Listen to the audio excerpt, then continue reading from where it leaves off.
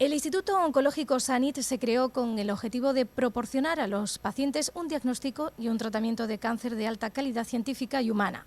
Para alcanzar esta meta han seleccionado a los mejores profesionales. Un centro que dirige el prestigioso oncólogo Emilio Alba, desde el Sanit Hospital Internacional. Doctor Alba, gracias por atendernos. Muchas gracias a ustedes. Buenos días. Muy buenos días. Cuando hablamos de cáncer nos asustamos todos, es una palabra que nos llena de pavor. ¿Nos podría decir qué es el cáncer? Bueno, el cáncer es una palabra, pero en realidad son muchísimas enfermedades. La palabra cáncer engloba a una gran cantidad de enfermedades con mecanismos muy distintos, con tratamientos muy distintos, sobre todo con pronósticos muy distintos. Piense que un cáncer es un carcinoma vasocelular de la piel que se extirpa con un bisturí en una consulta ambulatoria y ya está, y también es un tumor cerebral que necesita un tratamiento muchísimo más complejo. Por tanto, cáncer es como decir enfermedades infecciosas, que va desde una conjuntivitis simple hasta una meningitis, ¿no? Como digo, una palabra, pero muchas enfermedades distintas. Por tanto, hay que afinar un poco más cuando se dice cáncer, hay que ver de qué tipo de cáncer se trata. Sanit Hospital Internacional está avanzando en el diagnóstico precoz del cáncer con una unidad de prevención que pretende disminuir de forma notable la incidencia y la mortalidad del cáncer, principalmente de mama, colorectal, de cérvix, uterino y de pulmón, que parece ser que estos son los 4 tipos de tumores que representan el 40% del total de los cánceres que se detectan. Exactamente. El Instituto Oncológico Sanit se puede decir que se ha convertido en un referente en la sanidad privada española para el tema del cáncer.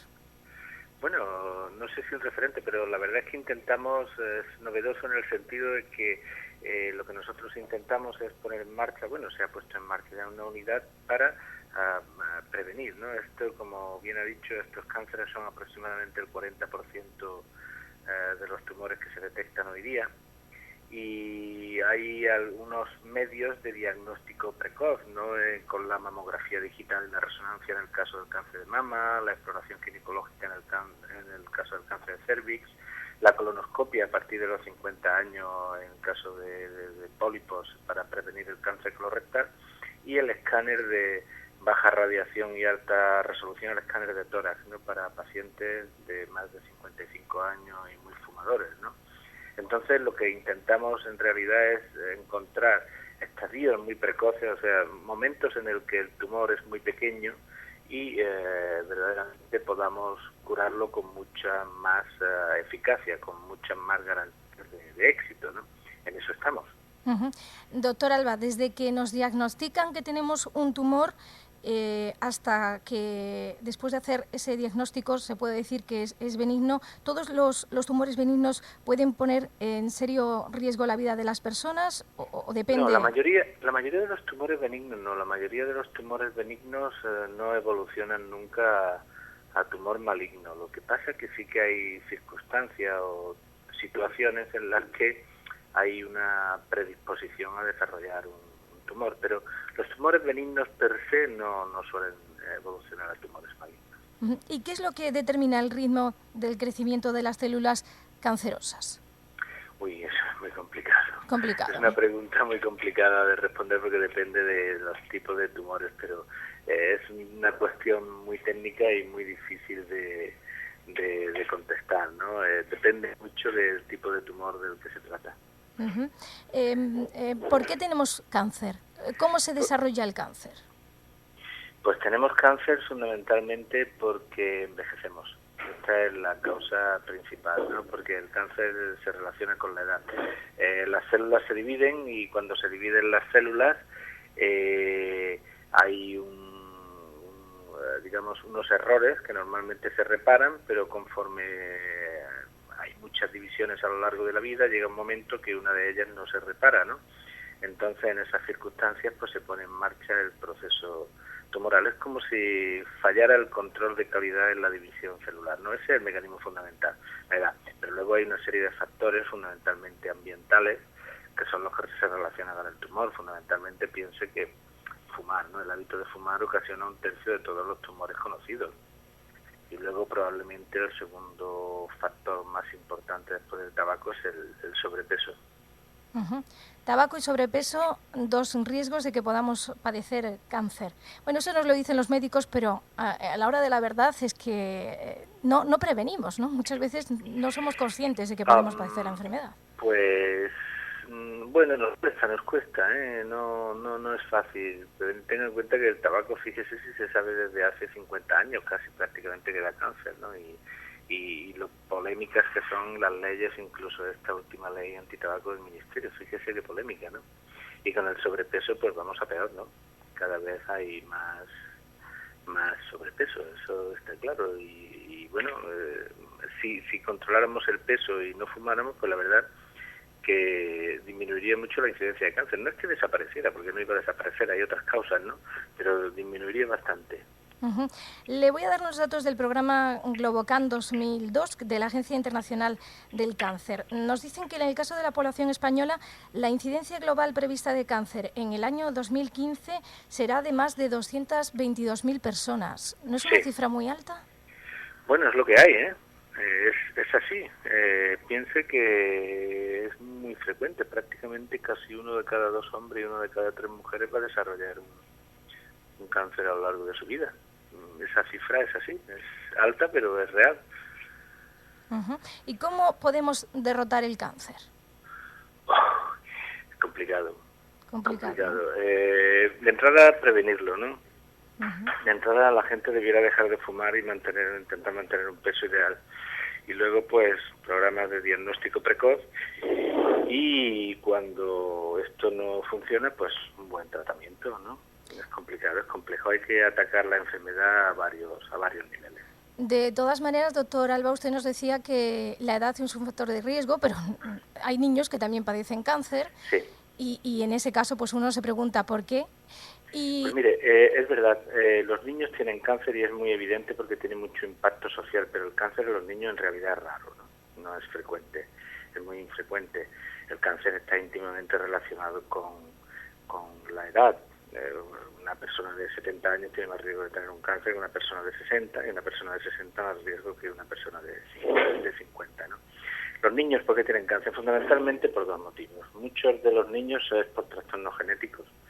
Ya tienen un trastorno genético cuando nacen que predispone que tengan ciertas enfermedades.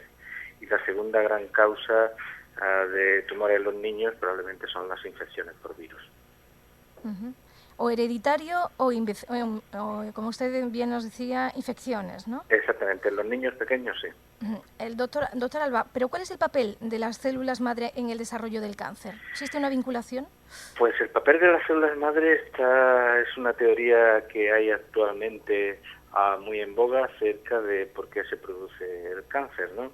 Las células madre existen en los tejidos normales, son células que se encargan de la renovación del tejido normal, como de ir proporcionando las células que van desapareciendo en el tejido normal, y parece que en el cáncer puede haber algo parecido, que hay una célula madre que se ha hecho tumoral y que el cáncer es como un órgano más en el cuerpo humano, y esa célula se encarga de ir produciendo las células que ocasionan la enfermedad. Se dice que estas células madres son las que ocasionan que pues las resistencias a los tratamientos que hay hoy día, la cirugía, la radioterapia, la quimioterapia, pero en fin, esto está ahora, aunque hay muchos datos a nivel de hipótesis. Le decíamos al principio de la entrevista que los cánceres que se detectan en un 40% son el de mama, el colorectal, el del cérvix uterino y el de pulmón. Sí. ¿Se puede decir que todo este tipo de cánceres tienen cura? ¿Tienen un porcentaje alto de que estas personas puedan curar? Fundamentalmente el cáncer de mama, colorectal y de cérvix, si se diagnostican en etapas precoces, sí. El cáncer de pulmón es un poco más complicado, ¿no? El cáncer de pulmón es un poco más complicado porque tiene una historia mucho más agresiva, pero sobre todo los 3 primeros en etapas precoces sí que tienen buen pronóstico. ¿Qué ensayos clínicos son los más esperanzadores hoy en día y cuáles son los que más urge que se investigue sobre ellos? Pues, a ver, los ensayos clínicos más importantes hoy día son aquellos que van dirigidos contra las nuevas dianas terapéuticas, que se llaman, ¿no? El conocimiento de la biología de las células, de la biología molecular, hace que se identifiquen muchas vías de señalización que están relacionadas con el cáncer, y el bloqueo de esas vías moleculares de señalización pues hace que se obtengan éxitos muy importantes en algunos tipos de tumores. Piense que la leucemia amiloide crónica, por ejemplo, se produce por el reordenamiento de un oncogen. Un oncogen es un gen que cuando se altera provoca un cáncer en esas células, ¿no? Pues se bloquea con un fármaco, se llama imatinib, y una enfermedad que era mortal hace 10 años, pues hoy se cura en la inmensa mayoría de los casos. Bueno, pues al igual que ha ocurrido aquí, y en diversos tumores o en diversos subtipos de tumores, el conocimiento de esa biología y el bloqueo con fármacos de esas vías, pues son los ensayos más prometedores que hay hoy día. Nos hablaba de ensayos, pero también nos gustaría saber cómo y por qué se produce la metástasis y si todo tipo de cánceres tienen posibilidades de cura. Hay algunos que son más agresivos que otros, ¿no? Bueno, la metástasis se produce porque las células adquieren una capacidad de invadir órganos a distancia, ¿no? Los pulmones, el hígado, los huesos. Es un mecanismo complejo, es un mecanismo molecular complejo, pero que prácticamente casi todos los tumores tienen esa posibilidad. De hecho, la metástasis es lo peor que ocurre en los tumores porque es la causa de la mortalidad del 90% de los pacientes que fallecen por un cáncer, fallecen por la metástasis, ¿no? Y con respecto a la otra parte de la pregunta, perdón, me ha dicho... Sí, le decía si el 100% de los pacientes a los que se les... o qué porcentaje de pacientes a los que se les diagnostica un cáncer tienen posibilidades de curación. Bueno, el 100% no, pero depende del tipo de tumor, ¿no? Hay tumores que tienen una tasa de curación muy alta, como los tumores localizados en la piel, los linfomas, los tumores germinales del testículo, el cáncer de mama sin afectación de los ganglios. Estos tumores se curan en su inmensa mayoría. Luego hay otros tumores más complicados, ¿no? Como son los tumores de pulmón, los tumores de páncreas, los tumores del sistema nervioso central, del cerebro, etcétera, que son más complicados.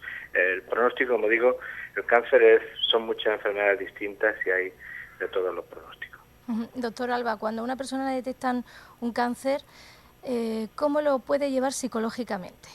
¿Qué es lo que debe de hacer y no debe de hacer? Pues, bueno, hombre, un cáncer es, en fin, normalmente el impacto es alto y negativo, ¿no? Porque la gente asocia esta enfermedad con una enfermedad seria que puede ser mortal en algunos casos, y eso es lógico, ¿no?